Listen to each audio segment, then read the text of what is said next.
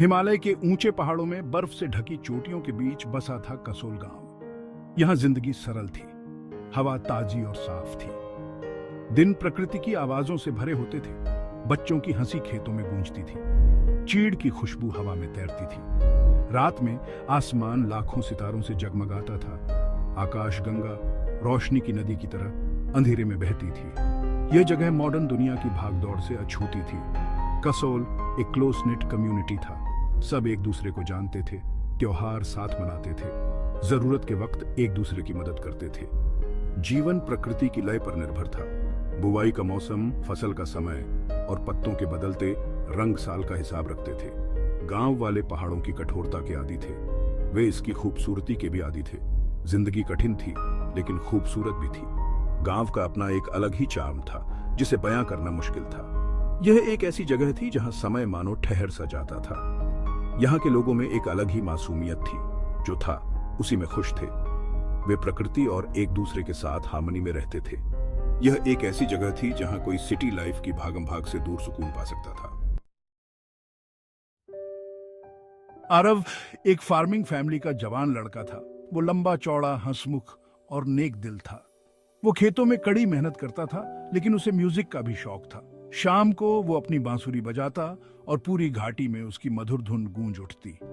उसकी धुनें मानो खुद पहाड़ों की खूबसूरती बयां कर रही हो। प्रिया अलग थी। उसके पिता गवर्नमेंट ऑफिसर थे, अभी हाल ही में दिल्ली से ट्रांसफर होकर आए थे। वो सिटी गर्ल थी, शोर शराबे वाली सिटी लाइफ की आदी। वो कसोल आई तो अनमने मन से। उसे अपने दोस्त, अपनी जिंदगी और शहर की सहूलियतें याद आती थी। वो अपना पूरा दिन किताबें पढ़ने में बिताती, कहानियों की दुनिया में खोई रहती। गांव के झरने पर एक दिन उनकी नजरें मिली। प्रिया पानी भरने आई थी। उसका मन घर की याद में उदास था। आरव भी वहां था, अपना घड़ा भर रहा था। उनकी नजरें मिली और एक पल के लिए समय मानो रुक गया। उनके बीच एक चिंगारी सी भड़की, एक अनकही कनेक्शन। लड़के ने उसका घड़ा उठाने में मदद की, उनकी उंगलियां छू गई। वो शर्माते हुए मुस्कुराई, धन्यवाद दिया। लड़के ने भी सर हिलाया, उसका दिल जोर से धड़क रहा था। ये एक छोटी सी मुलाकात थी, लेकिन इसने दोनों के मन में एक अनजाना सा एहसास जगा दिया था। उन्होंने पहले कभी एक दूसरे जैसा कोई नहीं देखा था। रोजाना झरने पर मिलने लगे दोनों, अपनी दिनचर्या से चुराकर कुछ पल। वो उसे गांव के बारे में बताता, उसकी कहानियां, उसके किस्से। वो उसे शहर के बारे में बताती, उसकी रौनक और उसके मौके।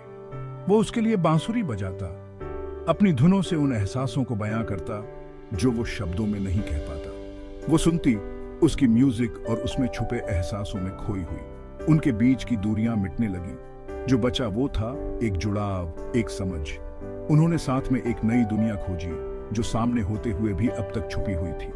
रोडोडेंड्रन के जंगलों में सैर, नदी किनारे पिकनिक और तारों भरे आसमान के नीचे सीक्रेट्स शेयर करना, यही था उनका दिन। उन्हें प्यार हो रहा था, धीरे धीरे और गहरा, हिमालय की इस बेमिसाल खूबसूरती के बीच। उनका प्यार पहाड़ों पर खिलने वाले जंगली फूलों जैसा था, अनपेक्षित, नाजुक, फिर भी मजबूत। मुश्किलों के बावजूद खिलता हुआ, उनके साझा सपनों और प्रॉमिसेस से पोषित। उन्हें एक दूसरे की कंपनी में सुकून मिलता, उनकी फैमिलीज और समाज की उम्मीदों से एक रेफ्यूजी। उनके मिलने की खबर उस छोटे से गांव में आग की तरह फैल गई। काना फूसी गपशप में बदल गई। लोग बातें करने लगे।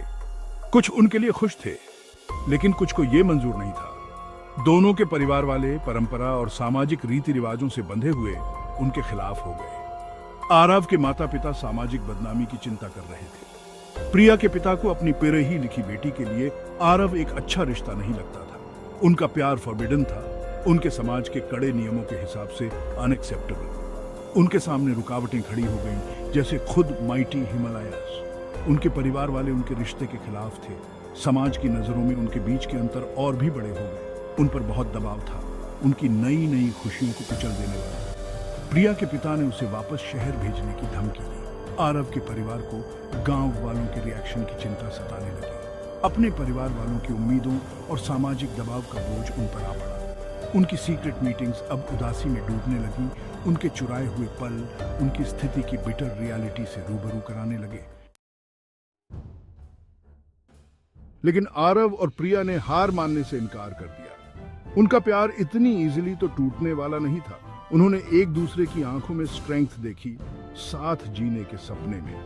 वे जानते थे कि उन्हें अपने प्यार के लिए लड़ना होगा, अपने परिवार और समाज को यह साबित करना होगा कि उनका रिश्ता सच्चा है। उन्होंने मदद मांगने का फैसला किया, उस इंसान से जो हमेशा उन्हें समझता था, आरव की दादी, कसौल की सबसे बुजुर्ग और समझदार महिला। उन्होंने बहुत कुछ देखा था, बदलते मौसम और प्यार की एंड्यूरिंग पावर। उन्होंने उनकी बात सुनी, उनकी आंखों में विजडम झलक रही थी। उन्होंने उनके प्यार की गहराई को पहचाना, उनकी प्योर फीलिंग्स को समझा। उन्होंने बीच बचाव करने का फैसला किया, परंपरा और बदलते समय के बीच की खाई को पाटने का। उन्होंने दोनों के परिवार वालों से बात की, उन्हें याद दिलाया कि प्यार की कोई सीमा नहीं होती, खुशी को सोसाइटल नॉर्म्स के लिए कुर्बान नहीं करना चाहिए। उन्होंने उन्हें परिवार के महत्व, स्वीकृति और समझ का एहसास दिलाया।